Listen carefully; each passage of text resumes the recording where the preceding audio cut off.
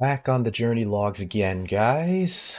Welcome back to the channel. Hopefully, you guys are having a great week, weekend, whenever you're watching this. Hopefully, you guys are having a good time or probably experiencing the best moments that you are going through the week, or hopefully, there was a best moment in your week that you can remember. Anyway, I thought I would just start just getting the camera rolling and just start talking to you guys about something that I learned about identity and everything like that. And I remember watching a video by, I think, a yogi from India. I don't remember which yogi it is, but I know he's like very, very popular on YouTube, I believe. And he was talking about something concerning identity. And it's really interesting how he points out the fact that identity is the thing that has caused us to create so much conflict for ourselves, whether it be through things like family disputes or conflicts between nations, as well as conflicts within groups of people. And I think talking about it would probably be a little bit of an eye-opening experience, I think, for not only myself but also for you guys, just to share, and also for all you guys that dropped a subscribe and basically decided to come along and follow along with the MahjongTalk journey. Thank you very much. I thank you. And if you're new to the channel, just consider subscribe if you would like. I usually just record myself just chatting away my thoughts as if it's sort of like a journal. Some people write in their journals. I also write in journals as well.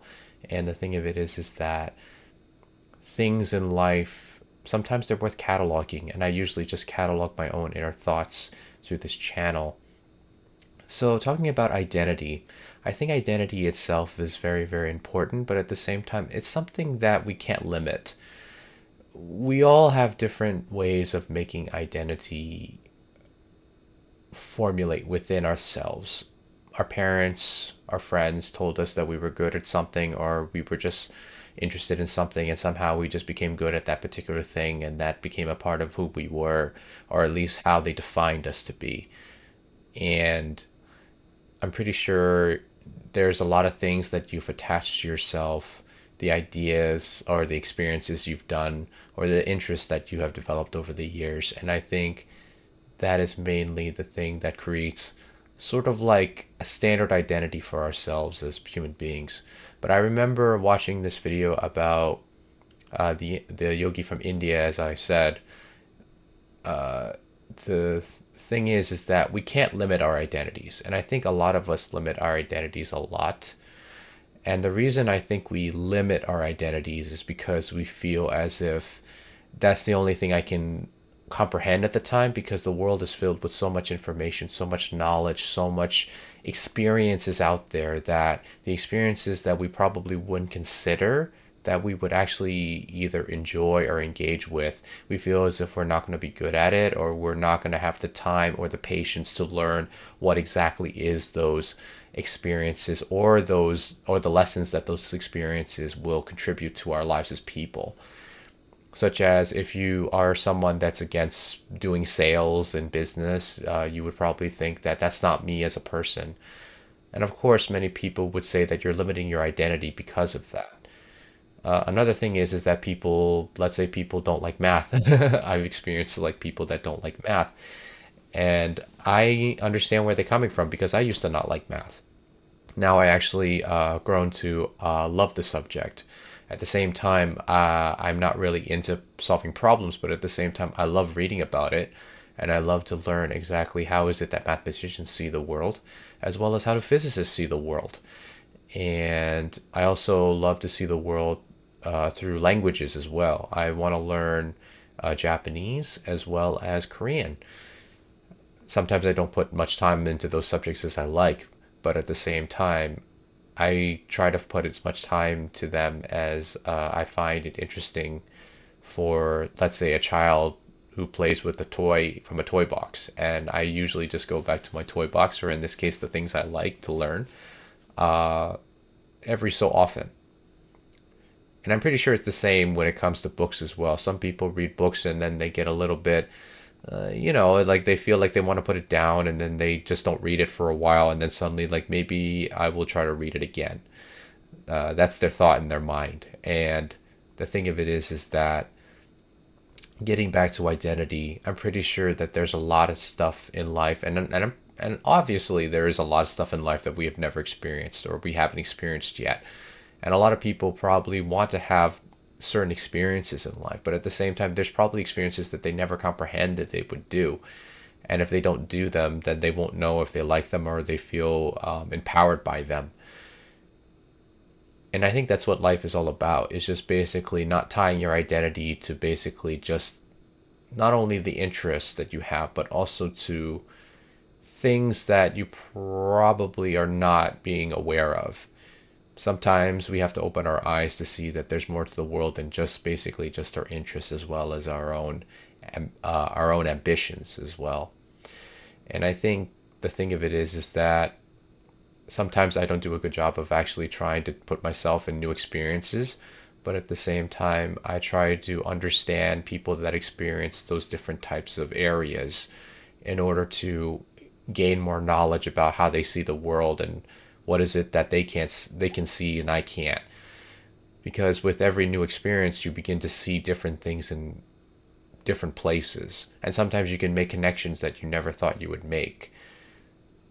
So what type of identity should we form for ourselves? I think it's an identity that just feels limitless.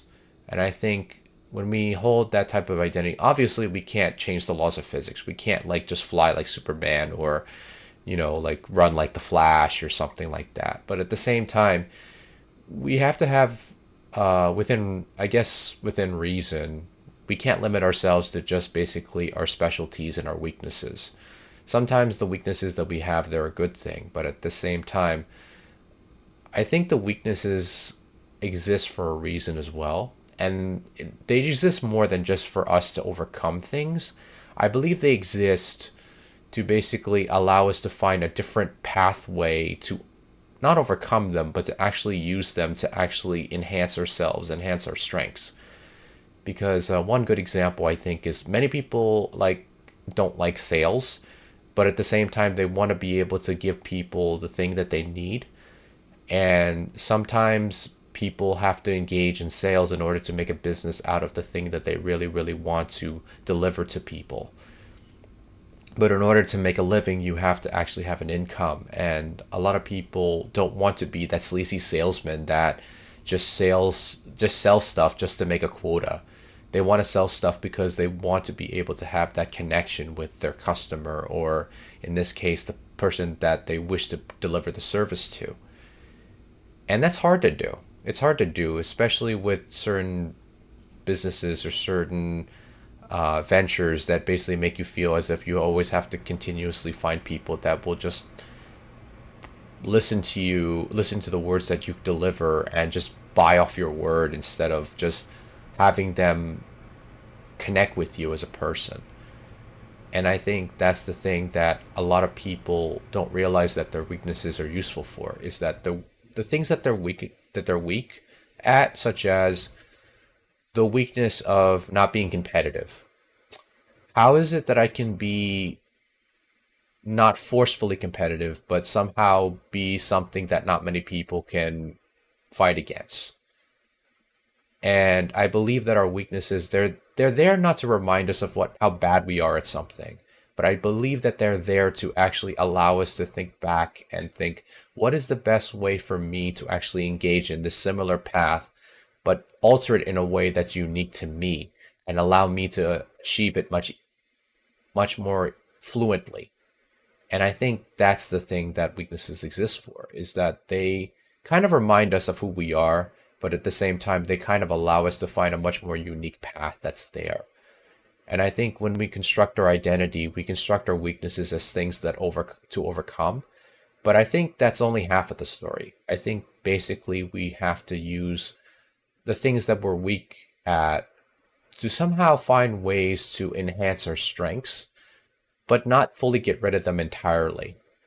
Just have them remind us that there is a way that we can use these weaknesses, such as laziness, for example. Sure, we don't want to do things and we procrastinate, but there are ways that our laziness can actually help us, such as creativity, finding ways to learn things a lot more faster, or a lot more efficiently for us as people and individuals. Some people have different ways of learning, and those different ways are just like a muscle. They basically have to work it the way that they feel their body naturally must work up to. It's the same thing how your muscles fit in certain areas of your body more fluently than others because of genetics, as well as the way you take care of your body and nutritionalize it. So I think every technique is unique to all of us, and the same thing goes with developing our identity. We have to develop our identity the way we develop our bodies. We have to develop our identity the way we develop our relationship to the world. We also have to develop our identity of how we relate to others. And I think a cosmic identity, such as I've heard from the yogi from India say, that if we develop a cosmic identity that connects with everything that is before us, whether it be in society or whether it be within nature or whether it be within ourselves, I do believe that that will lead us to a more connected version of ourselves that we probably would think gives us unlimited power. And I do believe that you guys are capable of such things. It takes time, and I do believe I'm also capable of such a feat as well.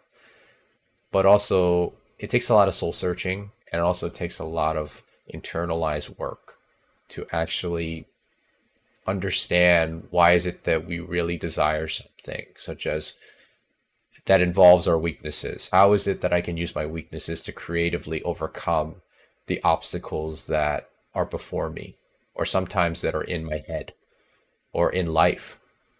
And I think that's basically how we can connect with the cosmic identity that can establish us to be a better version of ourselves further down the road. And also, it will allow us to understand our internal value.